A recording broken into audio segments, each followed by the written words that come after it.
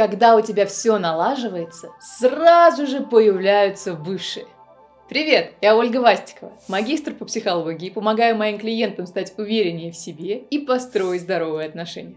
Из этого ролика ты узнаешь, какие тайные мотивы движут твоими бывшими, когда они хотят вернуться. Бывшие возвращаются ради любви или мести? Что на самом деле происходит в голове у бывших? А в конце видео я расскажу правила, чтобы бывшие тебя не обманывали. Вспомнишь Г, оно и появится. Сидишь себе такой, никого не трогаешь, а тут бац, и сообщение от бывшего или бывшей. Идешь такой в домашних тапочках, в вытянутых штанах выносить мусор. Чтобы тебя никто не заметил, просто решил выйти на улицу. И тут бац! Как черт из табакерки вдруг возникает твоя бывшая. И такая вся как будто из салона красоты, светящаяся, счастливая. И ты думаешь, что тебе надо? Или если ты девушка, накануне тебе снится сон про бывшего. И ты с ужасом просыпаешься и думаешь, так, надо сходить за кофе. Причем ты сделал себе кульку на голове, выходишь на улицу в вытянутых штанах. И ты в этих штанах обычно ходишь гулять с собакой, так, чтобы тебя никто не увидел. Ты проходишь в кафешку, заказываешь себе кофе. И тут ты понимаешь, что в кафешку заходит он, твой бывший. Ты готова была провалиться сквозь пол, но, к сожалению, ты не волшебница, и поэтому ты выдавливаешь из себя «Привет». Потом ты уползаешь с этим стаканчиком домой, чувствуешь себя побитой собакой и жутко растеряна. При встрече с бывшими часто возникает вопрос, почему наши отношения не сложились. Мы пересматриваем старые сообщения, фотки и пытаемся найти ответ, что же пошло не так. Еще и интернет кишит советами. 10 причин, почему бывшие возвращаются. Или как понять, что бывший или бывшая хочет вернуться. Насколько эти советы полезны и стоит ли доверять каждому эксперту? На последний вопрос, очевидно, нет. Но давай по порядку. Возвращение бывших отнюдь не редкий случай. И в моей практике я регулярно сталкиваюсь с подобным. Недавно с такой проблемой столкнулся парень, назовем его Артем. И для решения он обратился ко мне. Артему 32 года, он дизайнер из Москвы. Его бывшая девушка Марина стала искать с ним встречи после расставания. Они расстались по ее инициативе больше года назад. Она сказала, что уходит от него, и это гадкое «У меня больше нет к тебе чувств». Артем потратил много сил, чтобы забыть ее. Когда Марина стала активно писать и звонить ему, он оказался перед сложным выбором, стоит ли давать отношениям второй шанс. Друзья, семья, блогеры, многие обсуждают и делятся своим опытом возвращения бывших. Но где же найти ответ у себя в голове? Артем и Марина познакомились в общей компании. Их интересы к графическому дизайну и путешествиям быстро их сблизили. Они были безумно влюблены и первое время не вылезали из постели. Они начали встречаться. Но со временем отношения прошли через разные этапы. Кстати, про этапы в отношениях я рассказывала в этом видео. Были и кризисы, и моменты сомнений. Они столкнулись с разностями друг друга, с которыми было сложно мириться. Не выдержав напряжения и захлебываясь от подавления злобищи, Марина объявила Артему, что она уходит от него. Позже Артем узнал, что Марина начала встречаться с их общим знакомым. Артем чувствовал себя брошенным. Он сильно переживал расставание и долго горевал, утешая себя алкоголем и сомнительными женщинами. Внутри у него была словно выжженная пустыня, где никак не хотели расти цветы.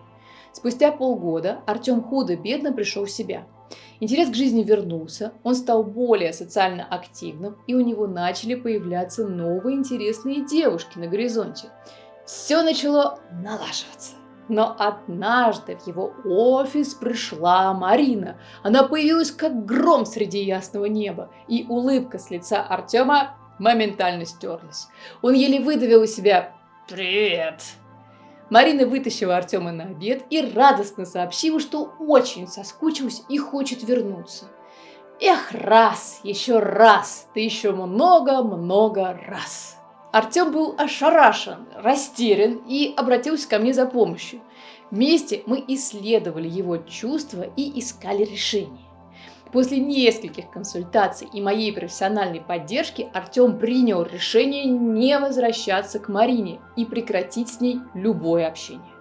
Находиться в отношениях с человеком, который может внезапно разорвать отношения и уйти к другому, это выбор. Но Артем понял, что не хочет чувствовать себя несчастным с Мариной.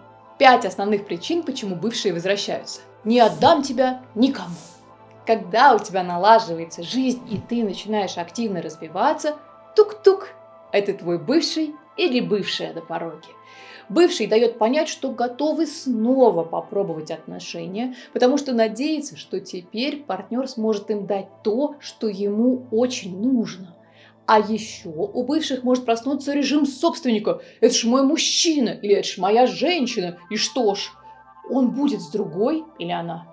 Как же так он или она начнет свою жизнь и будет счастливым или счастливой? Ну нет, так не годится. Надо испортить ему или ей жизнь. У бывших может быть огромное стремление удовлетворить свои хотелки.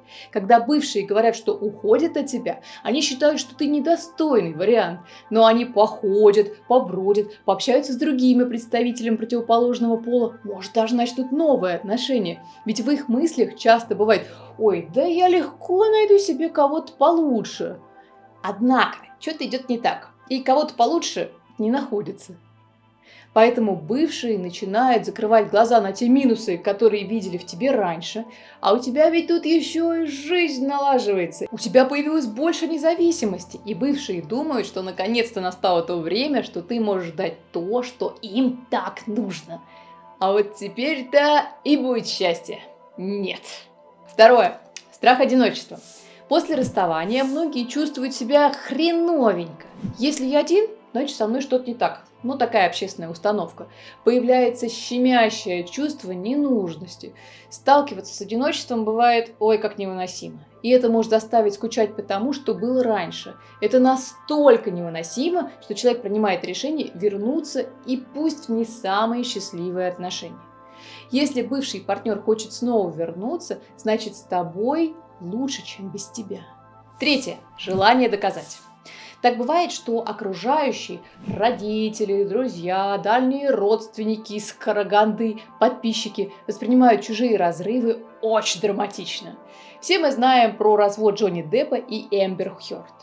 Собирались целые консилиумы, охающие и ахающие. Один лагерь осуждает ушедшего, не сберег, мол, отношения, а второй лагерь осуждает покинутого, не удержал. И, конечно, все вокруг знают, как лучше жить эту жизнь. Поэтому под таким натиском кто-то возвращается к нелюбимому партнеру, потому что думает: ой, а что ж люди-то подумают? Однако принимать решение нужно только отталкиваясь от себя. Четвертое. Практические выгоды. Я не знаю твоих бывших, но могу предположить, что не все они благородные и романтичные натуры. Кто-то может просто за счет другого удовлетворять свои потребности.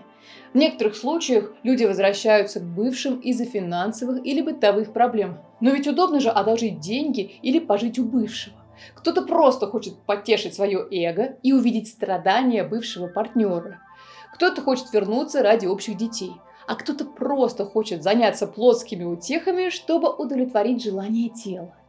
Однако для тебя в этом нет никакой выгоды. Тебя просто используют и мешают тебе оправиться от расставания и идти дальше в светлое будущее. Пятое. Непрожитые эмоции и нежелание завершать отношения. Если бывший партнер возвращается, значит для себя он еще не завершил отношения с тобой. У него есть надежда, что отношения могут начаться снова. Напиши мне в комментариях, какая причина была у твоих бывших. А сейчас самая гадкая причина, почему бывшие возвращаются. Способ отомщения. Бабах! Возвращение бывших как способ отомщения. Возвращение бывших не всегда про искренние чувства или желание восстановить потерянные отношения. Иногда это может быть способом отомщения. Но что заставляет человека использовать такой метод мести? Обиды, недопонимание, обиды, недопонимание или даже предательство. Эмоциональные раны, которые оставляют после себя неудачные отношения, могут толкать на действия, которые направлены на то, чтобы вернуть свое. Часто инициатор разрыва виноватит в расставании своего бывшего. Так можно не брать на себя ответственность, не задумываться о том, что причинил кому-то боль, и сказать: это просто ты такой, довел или довела меня до ручки. Поэтому нужно вернуться и отомстить тому, из-за которого якобы все полетело к чертям. Но стоит ли идти по этому пути? Последствия мести для одного партнера могут быть способом доказать свою правоту. Я же говорила! Но с другой – источником новых страданий и обид. И в итоге оба партнера остаются в проигрыше, потеряв доверие, уважение друг к другу и самое ценное – время. Чтобы избежать манипуляций и мести от бывших, важно научиться распознавать такие попытки и уметь устанавливать границы. Необходимо работать над своими эмоциями, учиться прощать и отпускать прошлое.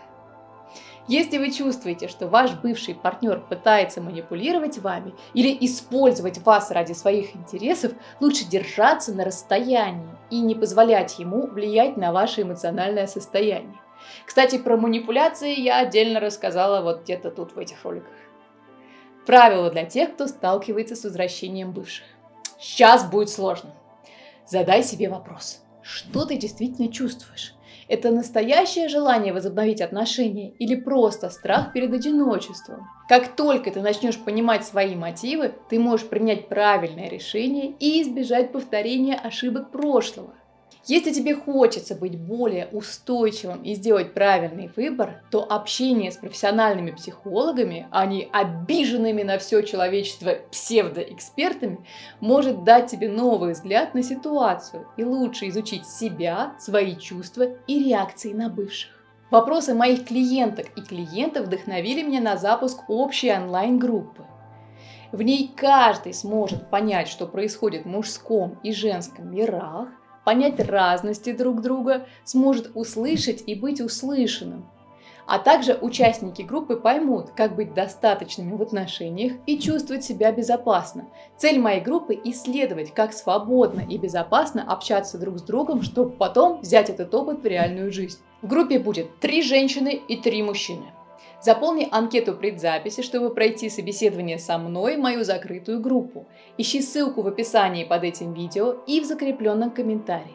После заполнения анкеты на личной консультации со мной ты получишь понимание, как ты будешь двигаться к решению своей проблемы. Для всех, кто заполнит анкету предзаписи, скидка 10% на участие. Жду тебя в группе. До встречи!